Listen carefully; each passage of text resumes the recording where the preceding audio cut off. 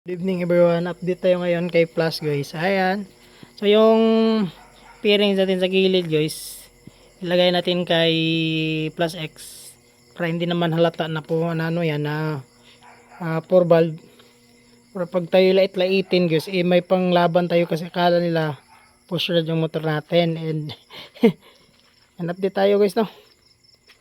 Right, ganoon pa rin, all stock pa rin, dapat tayong ginalaw hanggat hindi pa makadating yung plate number natin. Hindi muna natin galawin guys, alam muna tayong gagalawin dyan, pero may mga may mga plano na tayo dyan guys sa clutch lining natin.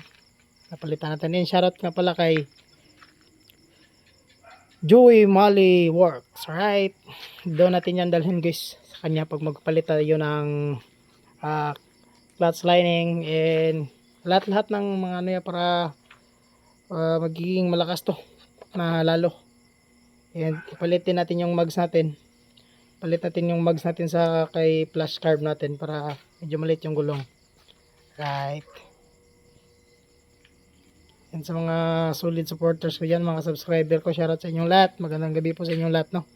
Ride safe always. Sa ilong ride natin ito guys, papuntang Tagum guys, siguro by yung 15. Pag na dating na yung plate number natin, ilong ride natin to, nasa mga 900 kilometers balikan, kasi yung Tagum malayo dito, Davao yan. Right, super stock.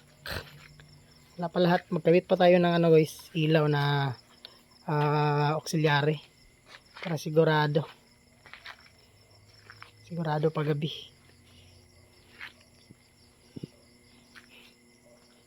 And right, ride safe everyone, bye bye.